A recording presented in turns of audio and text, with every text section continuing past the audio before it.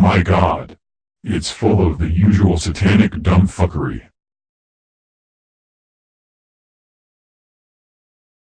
I wish I could say that my favorite moth was Behemoth, but I can't.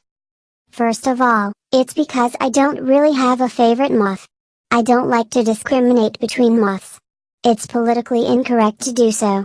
To me, all moths are equal and the same, regardless of race, creed, religion, breast size, fashion sense, hairiness, or sex.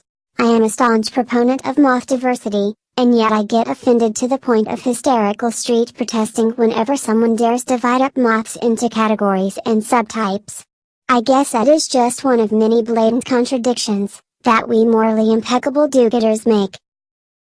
In fact, I defy anyone to tell me that moths even have gender.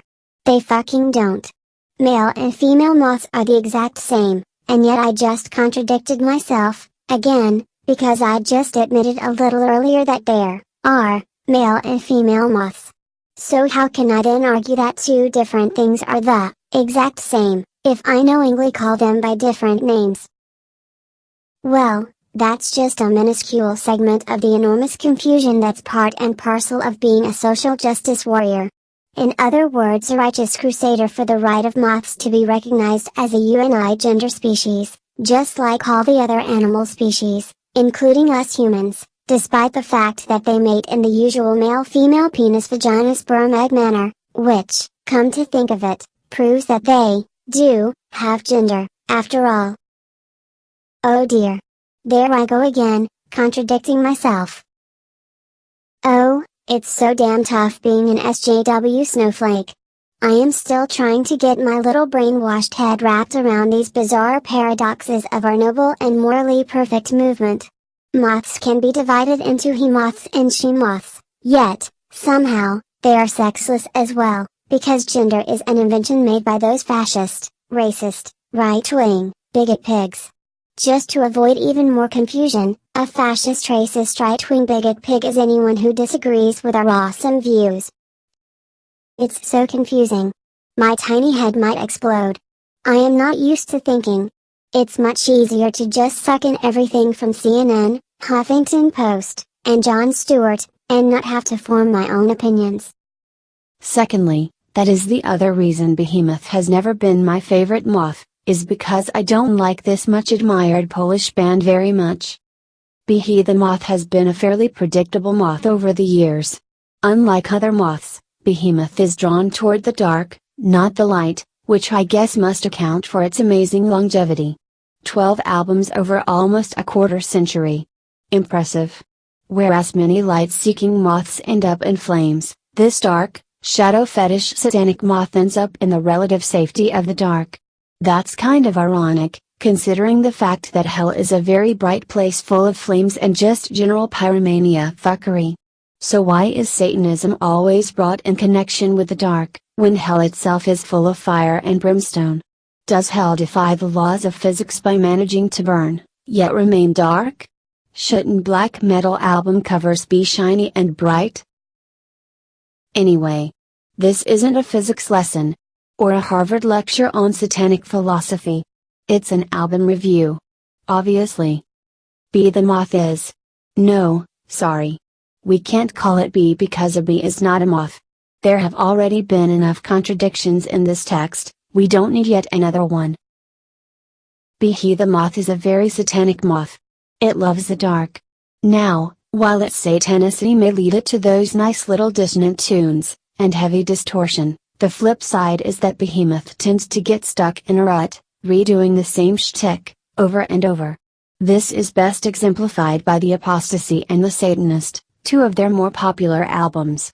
Both sound powerful, that is both are well produced and well played, but very average and samey in terms of actual ideas and riffs. But the good news is that the new album shows a bigger variety of tunes and styles, which means our Polish moth has finally evolved. It was about time. Nergal has been a musician for so long, it was about time he tried out different things. Yet, I doubt he will disappoint that many of his fans. Some might be put off by the mild nature of several songs though, such as Bard's Stable or Sabbath Mater. Any repetitive stuck in a rut AC/DC band is bound to annoy the rigid portion of their fanbase, whenever it finally dares try something, somewhat, different. When a band finally tries something new, not the rigid fanbase. Nergal. I mean, Nergal. What a great name to fiddle around fault with. Nerdgal. Nerdgirl. Seagal. Seagull. Nerdgull. Nergal. Nerdgal. Nervigal. The options are endless. That's what you get for getting a satanic pseudonym because you think Władysław Brzezinski sounds too dull and bourgeois. Anyway. The album's highlight is its intro. Not the first time Nergal excels at the interlude type of thing. The instrumental Ancient from their 1995 album is bloody great. Solve is a pretty original, totally unexpected intro. The track starts off with a child choir chanting something satanic, about how they'll never forgive Christ for whatever, then a simple but effective melody is layered on it gradually. Great stuff. Awesome. If I were in Behemoth, I would have insisted that a lengthier track was developed out of this core idea. But the rest of the album just doesn't keep up.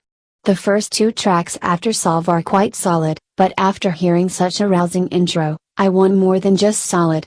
Paradoxically, Nergal almost shoots himself in his hooved foot by starting off the album at its zenith, because after the zenith the only way left is down. After those few tracks, the album gets weaker. There are a number of listenable songs, but none of them impress. In conclusion, I have to come clean with something. I've only heard 2 to 3 Behemoth albums, so I can't say for sure that they'd been stuck doing the same shtick throughout much of their career. Judging from Apostasy and The Satanist, I simply assume that, nearly, all of their albums are in the same or similar vein. I loved You at Your Snarkiest sounds much more varied. Perhaps they had a different album before this one, I have no clue. As I had said earlier, I am not a fan of the band, hence far from being an expert on all things Behe related. Still, as far as bands I don't listen to go, Behemoth is one of the few that I can respect. They aren't cheesy, they aren't, musically, pompous, they aren't at all awful.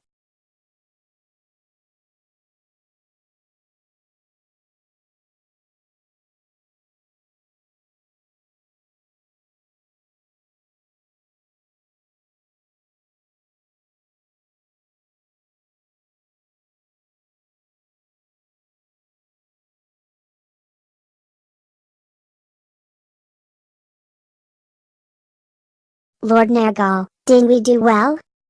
You did great, kids. Awesome chanting. In that case, would you kindly take that fucking rod out of my back?